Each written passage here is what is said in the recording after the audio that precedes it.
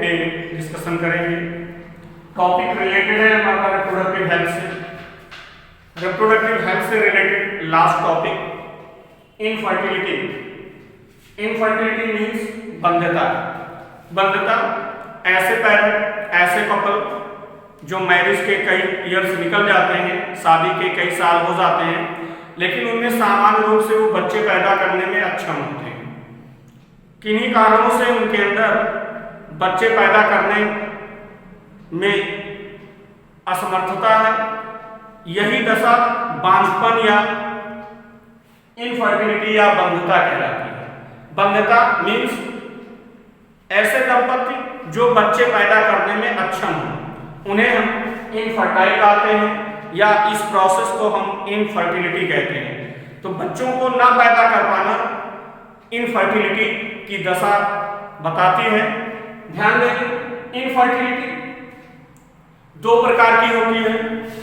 एक primary infertility होती है,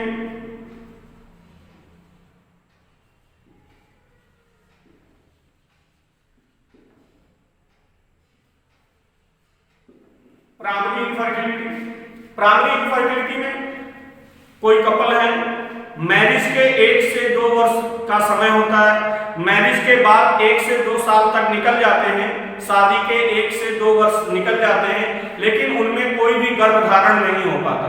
जब विवाह के 1 से 2 वर्षों तक किसी दंपत्ति में बच्चे ना पैदा कर पाया जाए या उनमें गर्भधारण की अवस्था ना बने, तो इस दशा को हम प्राथमिक बंध्यता या प्राइमरी इनफर्टिलिटी कहते हैं। शादी के 1 साल से 2 वर्ष के बीच में, 1 वर्ष से 2 वर्ष के बीच में अगर बच्चे पैदा करने में फेल है तो उसे हम प्राइमरी इनफर्टिलिटी कहते हैं। दूसरा सेकेंडरी इनफर्टिलिटी। सेकेंडरी इनफर्टिलिटी की दशा वह होती है जिसमें पति पत्नी के द्वारा प्रेगनेंसी तो मेंटेन होती है, निषेचन होता है, लेकिन वो गर्भ प्रॉपर वे में, वो एम्ब्रियो प्रॉपर वे में पूरे प्रेगनेंसी पीरियड में जो पूरा गेस्टेशन पीरियड होता है उसमें ग्रो नहीं कर पाता। अर्थात प्रेगनेंसी पहले ही ब्रेक हो जाती है, गर्भपात हो जाता है, अर्थात गर्भ रुकता नहीं है। यह दशा सेकेंडरी इनफर्टिलिटी कहलाती है या द्वितीयक बंध्यता में गर्भ नहीं रुकता है। किन्हीं कारणों से यूटेरस के वॉल में, एंडोमेट्रियम में डिफेक्ट होता है, जिससे प्रॉपर वे में इम्प्लांटेशन उनका नहीं हो पाता। इस दशा के कारण उनमें बार बार निषेचन तो होता है, लेकिन इम्प्लांटेशन प्रॉपर वे में नहीं हो पाता। इस कारण जो बंध्यता बनती है उसे हम सेकेंडरी या द्वितीयक बंध्यता कहते हैं। तो हमने ये जाना कि प्राइमरी इनफर्टिलिटी और सेकेंडरी इनफर्टिलिटी 2 प्रकार का बांझपन पाया जाता है। यद्यपि पूरी दुनिया में बहुत सारे ऐसे दंपति हैं, बहुत सारे ऐसे कपल हैं जो संतान पैदा करने में अक्षम हैं। इनका रेशियो अगर हम इनका ग्राफ देखते हैं, इनका डाटा देखते हैं, तो 2 से 10%, अबाउट 2 to 10% पीपल इनफर्टाइल हैं। 2 से 10% लोग दुनिया में बांझ हैं जो बच्चे पैदा करने में सक्षम नहीं है।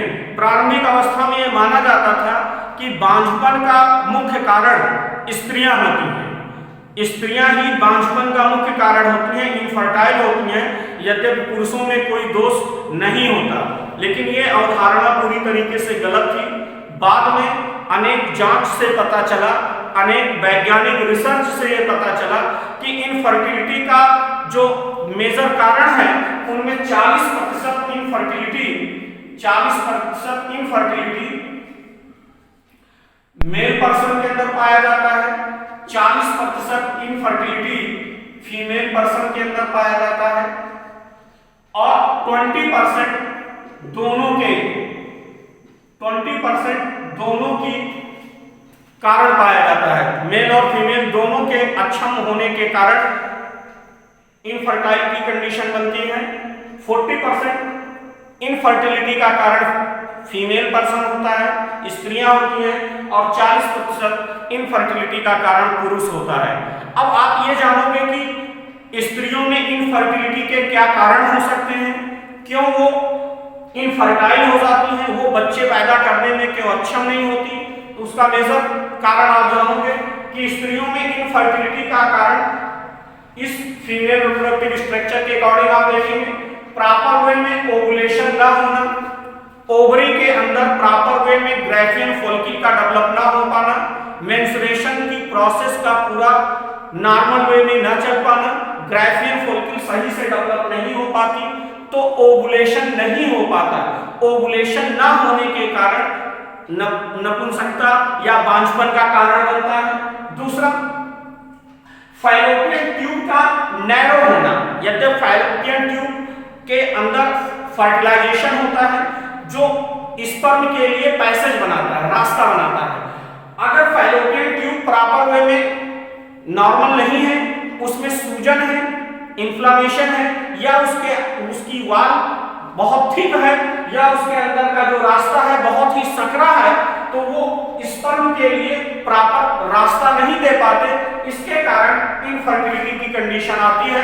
तो फैलोपियन ट्यूब का डिफेक्ट, ओवुलेशन का डिफेक्ट एंड यूटेरस की इंडोमेट्रियम की वाल का प्रॉपर वे में मेंटेन या रिपेयर ना हो पाना, प्रॉपर वे में मेंटेन या रिपेयर ना हो पाना, जिसके कारण यहां पे इम्प्लांटेशन नहीं हो पाता यूटेरस के अंदर। यूटेरस के अंदर एम्ब्रियो का इम्प्लांटेशन नहीं हो पाता, यह डिफेक्ट इनको इनफर्टाइल बनाता है।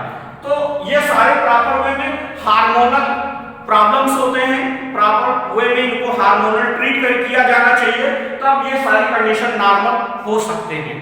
यद्यपि मेल के अंदर क्या इनफर्टिलिटी होती है, पुरुषों के अंदर नपुंसकता का या इनफर्टाइल का क्या रीजन होता है, जैसे पुरुषों में स्पर्म का बहुत कम बनना, स्पर्म बहुत कम बने, स्पर्म की मोबिलिटी, स्पर्म की चालकता बहुत कम हो, स्पर्म की संख्या कम हो, स्पर्म की गति कम हो, या पेनिस का इरेक्टाइल डिसफंक्शन, पेनिस का कमजोर होना, इरेक्टाइल डिसफंक्शन प्रॉपर वे में इरेक्ट ना हो पाना, मैथुन में अक्षम होना, मैथुन में अक्षम होना, या पुरुषों के द्वारा बहुत टाइट कपड़े पहने जाते हैं तो स्क्रोटम ऊपर एब्डोमेन से टच कर जाता है, और जब स्क्रोटम एब्डोमेन से टच कर जाता है तो उसका टेम्परेचर, टेस्टिस का टेम्परेचर बॉडी टेम्परेचर के बराबर हो जाता है, जिसके कारण स्पर्म का मैचुरेशन नहीं हो पाता। इस कारण भी पुरुषों में स्पर्म कम हो जाते हैं और उनकी इनफर्टिलिटी का एक मेजर कारण बनता है। तो आप कह सकते हैं पुरुषों के अंदर जो इनफर्टिलिटी के ये फॉलोइंग फैक्टर हैं, इसके कारण पुरुष भी नपुंसक होते हैं, जो 40% के जिम्मेदार हैं और 40% स्त्रियां जिम्मेदार हैं। अब इस इनफर्टिलिटी के जो मेन कारण हैं वो क्या होते हैं? इनफर्टिलिटी के मेन कारण जो है वो मेल और फीमेल के जो कारण है वो फिजिकल रीजन क्या होते हैं, उनके सेक्स ऑर्गन या जेनिटेलिया के जो भी पार्ट्स हैं, एक्सटर्नल जेनिटेलिया है या इंटरनल ट्यूब हैं, उनमें डिफेक्ट होना, रिप्रोडक्टिव स्ट्रक्चर जो ऑर्गन्स हैं उनमें डिफेक्ट होना फिजिकल कारण होता है। बहुत सारे कॉन्जेनाइटल डिजीज हैं, जन्मजात रोग होते हैं जिसके कारण इनफर्टिलिटी मेंटेन हो जाती है। बहुत सारे दूसरे प्रकार के इन्फेक्शन हैं, उन डिजीजेस के कारण इनफर्टिलिटी आती है।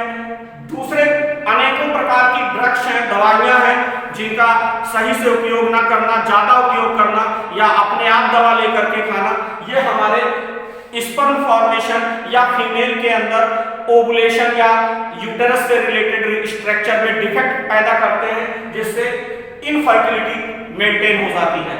साथ बहुत सारे इम्यूनोलॉजिकल जो हमारा प्रतिरोधी तंत्र है, प्रतिरक्षण तंत्र है, उससे भी बहुत सारे ऐसे फैक्टर्स हैं जो हमारी इनफर्टिलिटी के लिए जिम्मेदार हैं, जो मनुष्य में इनफर्टिलिटी पैदा करते हैं। इम्यूनोलॉजिकल रीजन भी, इम्यूनोलॉजिकल फैक्टर भी हमारे अंदर इनफर्टिलिटी पैदा करते हैं। और सबसे बड़ा इनफर्टिलिटी का कारण है साइकोलॉजिकल पॉइंट जो है।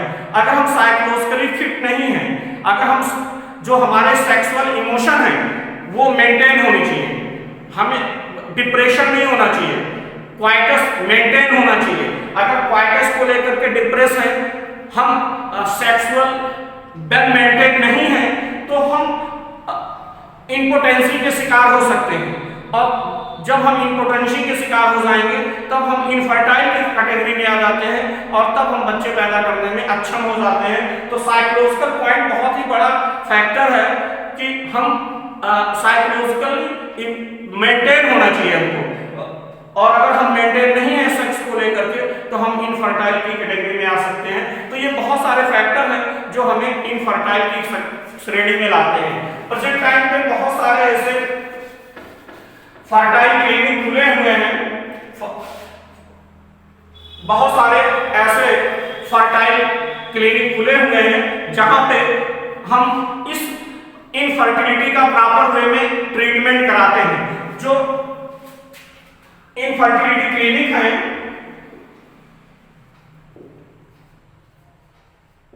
इनफर्टिलिटी क्लिनिक्स हैं, जो इन क्लिनिक में वर्तमान समय में बहुत सारे जो इनफर्टिलिटी के रीजन है, जो इनफर्टिलिटी के जो मेन कारण है, उन कारणों की जांच करके उनका उपयुक्त दवाइयों से इलाज किया जाता है और दवाओं से इलाज करने के बाद उन्हें बच्चे पैदा करने के लिए योग्य बना दिया जाता है।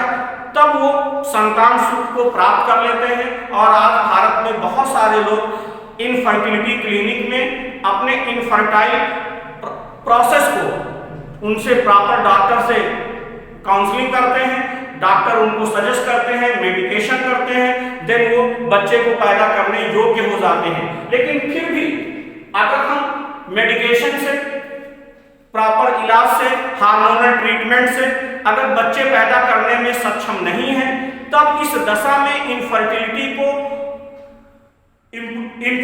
को रोकने के लिए, बच्चे को पैदा करने के लिए कुछ सहायक जनन की विधियों का उपयोग किया जाता है।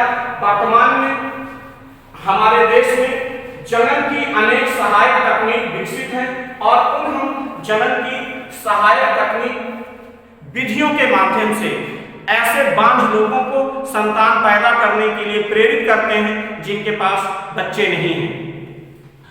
असिस्टेड रिप्रोडक्टिव टेक्नोलॉजीज के अंदर बहुत सारी तकनीक बनाई गई हैं जिसके माध्यम से बच्चे को पैदा कराया जा सकता है।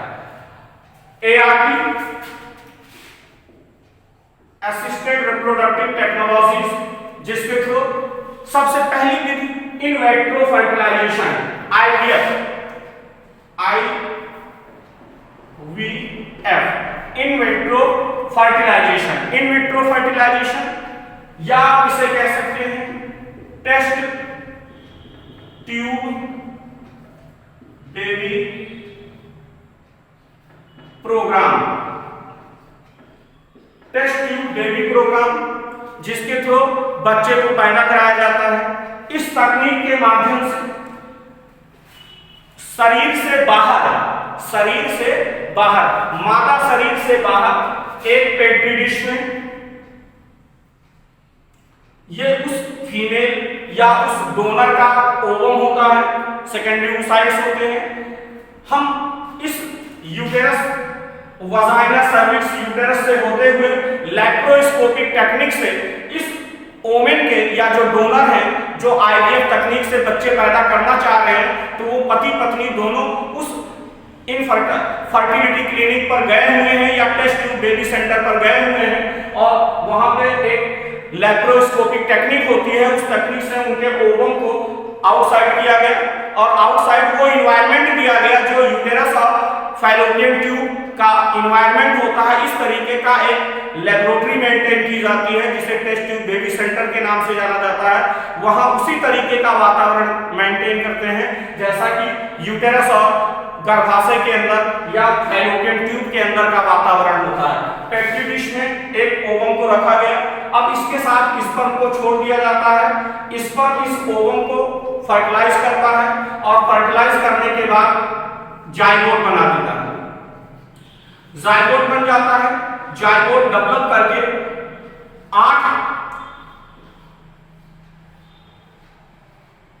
8 ब्लास्टोमियर बनाता है, 8 ब्लास्टोमियर बनाता है। और जब 8 ब्लास्टोमियर बन जाता है, जब 8 ब्लास्टोमियर बन जाते हैं तो इस 8 ब्लास्टोमियर को हम उस स्त्री के फैलोपियन ट्यूब में ट्रांसफर कर देते हैं। जब 8 ब्लास्टोमियर की कंडीशन को 8 ब्लास्टोमियर की कंडीशन को हम फैलोपियन ट्यूब में ट्रांसफर करते हैं, तब हम इस दशा को जिफ्ट बोलते हैं। तब हम इस दशा को जिफ्ट बोलते हैं, यानी जाइगोट इंट्रा फैलोपियन ट्रांसफर बोलते हैं। जाइगोट इंट्रा फैलोपियन ट्रांसफर किस कंडीशन में किया जाता है? हमने देखा अभी लास्ट 2 ईयर पहले नीट में पूछा गया था कि जिफ्ट में कितने सेल की स्टेज में एम्ब्रियो को ट्रांसफर किया जाता है, तो आप कहोगे zygote in vitro intra fallopian transfer में 8 ब्लास्टोमियर कंडीशन में फैलोपियन ट्यूब के अंदर ट्रांसफर किया जाता है। इस तकनीक को हमने जिफ्ट कहा। अगर हम फर्दर इस 8 सेल की स्टेज जो है, इस 8 कोशिका की अवस्था को बाहर लेबोरेटरी में और अधिक डेवलप होने में, अर्थात ये 8 से 16 सेल की स्टेज में हो जाए, 8 से 16 सेल की स्टेज में हो जाए, और जब ये 8 से 16 सेल की स्टेज में हो जाएगा और 16 ब्लास्टोमियर की कंडीशन में, 16 ब्लास्टोमियर की कंडीशन में अगर हम इसको ट्रांसफर करते हैं फीमेल जेनिटल ऑर्गन में, और तब हम इसे ट्रांसफर करेंगे कहां? यूटेरस में। तब हम इसे यूटेरस में ट्रांसफर करेंगे, और जब हम इसे यूटेरस में ट्रांसफर करेंगे तब हम इसे कहेंगे एम्ब्रियो ट्रांसफर कहेंगे। तब हम इसे एम्ब्रियो ट्रांसफर कहेंगे, और 8 कोशिका की अवस्था में जब हम इसे ट्रांसफर करेंगे तब हम इसे जिफ्ट कहेंगे, और 8 कोशिका की अवस्था में हम इसे फैलोपियन ट्यूब में ट्रांसफर करेंगे। तो इस तरीके से इन वाइट्रो फर्टिलाइजेशन के माध्यम से हम जिफ्ट तकनीक अडॉप्ट करते हैं, जो टेस्ट ट्यूब बेबी प्रोग्राम है। और इस टेस्ट ट्यूब बेबी प्रोग्राम में हम 8 कोशिकीय अवस्था ब्लास्टोमियर को फैलोपियन ट्यूब में ट्रांसफर करते हैं, या फर्दर डेवलप करता है तो हम 16 सेल स्टेज में हम यूटेरस में ट्रांसफर करते हैं, तब हम इसे कहते हैं एम्ब्रियो ट्रांसफर, या हम इसे एम्ब्रियो ट्रांसफर बोलेंगे, या हम इसे बोलेंगे intra uterine transfer. Intra uterine transfer अर्थात यूटेरस के अंदर एम्ब्रियो का ट्रांसफर किया गया, जहां फर्दर इम्प्लांटेशन हो जाता है। तो ये तो हो गया इन वाइट्रो फर्टिलाइजेशन की तकनीक। इसके बाद हम दूसरी तकनीक में बात करेंगे इन विवो फर्टिलाइजेशन। अब थोड़ा सा यहाँ पे आप विशेष रूप से ध्यान दीजिएगा, इन वाइट्रो फर्टिलाइजेशन फीमेल के शरीर से बाहर प्रयोगशाला में एक उचित दशा में किया जाता है, लेकिन इन विवो फर्टिलाइजेशन में फीमेल के शरीर के अंदर, स्त्री के शरीर के अंदर ही निषेचन कराया जाता है। उस दशा को हम इन विवो फर्टिलाइजेशन कहते हैं। याद रखेंगे दोनों में डिफरेंस। इन विट्रो में फर्टिलाइजेशन फीमेल के बॉडी से बाहर कराते हैं, और इन विवो में फर्टिलाइजेशन फीमेल के बॉडी के अंदर फैलोपियन ट्यूब में कराते हैं। तो इस तरीके से हम दूसरी तकनीक जिसे इन विवो फर्टिलाइजेशन कहते हैं, इन विवो फर्टिलाइजेशन में ऐसे बहुत सारी स्त्रियां होती हैं जिनके अंदर प्रॉपर वे में ओवुलेशन नहीं हो पाता, ओवुलेशन करने में फेल है, ओवुलेशन करने योग्य नहीं है, लेकिन उनके फैलोपियन ट्यूब और यूटेरस प्रॉपर वे में नॉर्मल होते हैं, जो निषेचन और गर्भधारण करने योग्य होते हैं। ध्यान देंगे, स्त्रियां वे स्त्रियां जिनके अंडाशय में अंडाणु का निर्माण नहीं हो पाता, लेकिन उनके फैलोपियन नलिका और यूटेरस सामान्य और गर्भधारण करने योग्य होते हैं, उनके लिए जिफ्ट का सहारा लिया जाता है। इस तकनीक में means gamete intra fallopian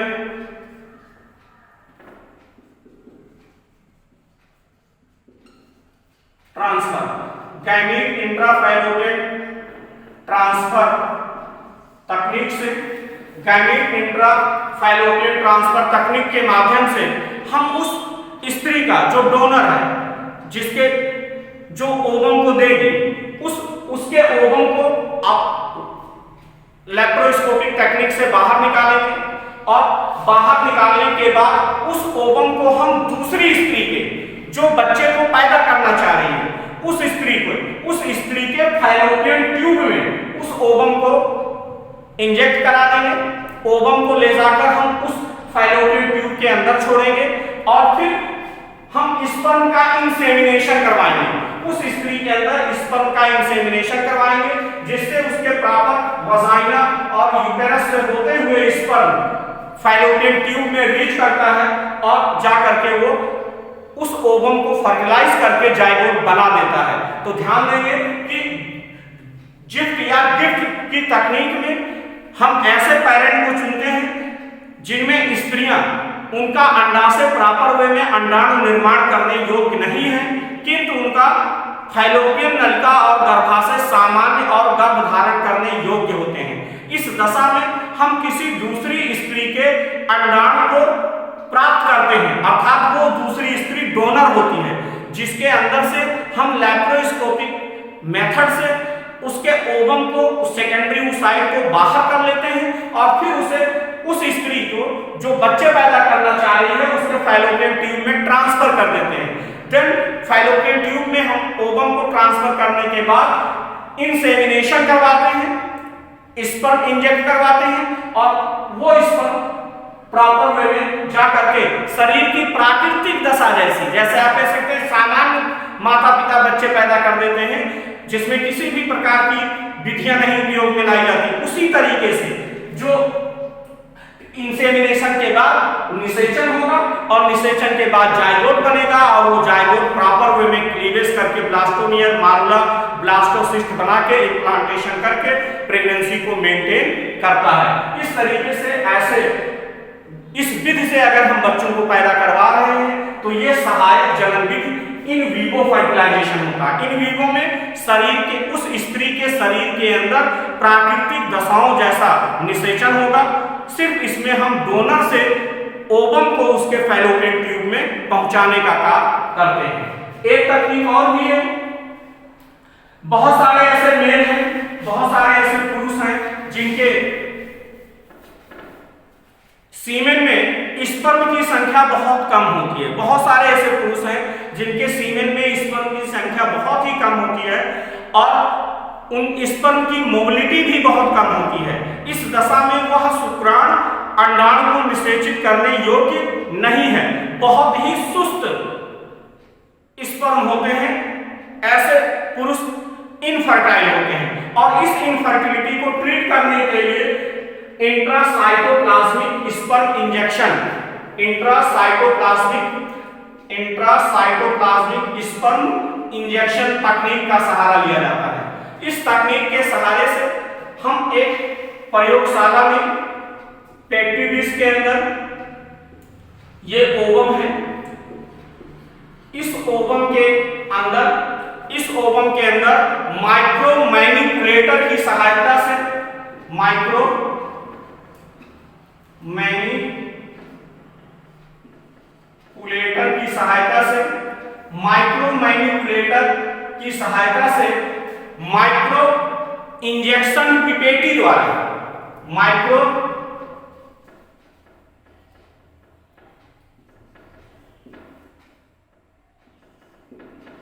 injection pipette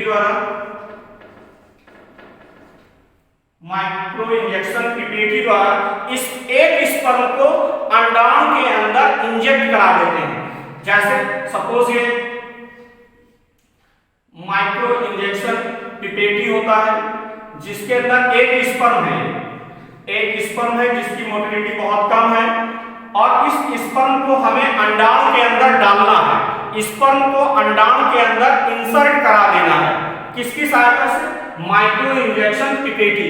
micro injection pipette एक उपकरण है जिसमें शुक्राणु को रख करके अंडाणु के अंदर डाल दिया जाता है और जब एक अंडाणु को सीधे इंजेक्शन के द्वारा शुक्राणु शुक्राणु प्राप्त हो जाता है तो वह निषेचन करके जाइगोट बना लेता है, और फर्दर ये जाइगोट जब बन जाता है तो इसका डेवलपमेंट हो करके जाइगोट बन जाता है। जाइगोट क्लीवेज करके एम्ब्रियो बनाता है, और इस एम्ब्रियो को हम यूटेरस के अंदर इंप्लांट करा देते हैं।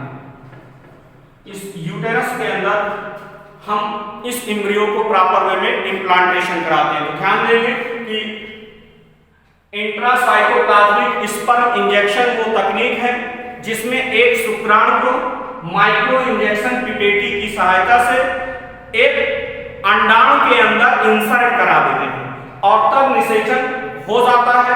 यह काम एक बहुत ही अच्छी व्यवस्थित प्रयोगशाला लैबोरेटरी के अंदर किया जाता है। एक अच्छे प्रोफेशनल और योग्य डॉक्टर और वैज्ञानिकों की सहायता से अब निषेचन के बाद जो बना जाइगोट एम्ब्रियो बनाता है बाहर ही, और जब एम्ब्रियो बन जाता है तो उस एम्ब्रियो को हम प्रॉपर वे में यूटेरस के अंदर ले जाकर के इंप्लांट करा देते हैं। तो इस तकनीक के माध्यम से भी इनफर्टाइल लोगों को बच्चे पैदा कराने में सफलता मिलती है। दूसरी लास्ट विधि है आर्टिफिशियल इंसेमिनेशन। आर्टिफिशियल इंसेमिनेशन या intra uterine insemination. Intra uterine insemination या आर्टिफिशियल इंसेमिनेशन वो तकनीक होती है जिसे हम आर्टिफिशियल इंसेमिनेशन कहते हैं, या हम इसे इंट्रा यूटेराइन इंसेमिनेशन कहते हैं। ध्यान देंगे बहुत सारे ऐसे लोग हैं जिनमें स्पर्म की संख्या कम होती है, और उस स्पर्म की संख्या कम होने के कारण उन पुरुषों के स्पर्म को एक कैथेटर के अंदर, कैथेटर एक ट्यूब होती है, और इस कैथेटर के अंदर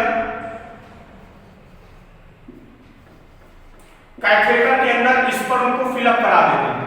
उनके बॉडी से स्पर्म को बाहर किया जाता है, फिर उसे जीवित दशा में इस कैथेटर के अंदर फिलअप कर दिया जाता है, और इस कैथेटर को उस स्त्री के फर्टाइल पीरियड में, ध्यान देंगे फर्टाइल पीरियड में, फर्टाइल पीरियड मींस जो ओवुलेशन का पीक आवर होगा 14 डेज के आसपास, ओवुलेशन के 14 डेज के आसपास इस कैथेटर को उस स्त्री के वजाइना से होते हुए उसके यूटेरस में ले जाकर के स्पर्म को इंसेमिनेट कराएंगे।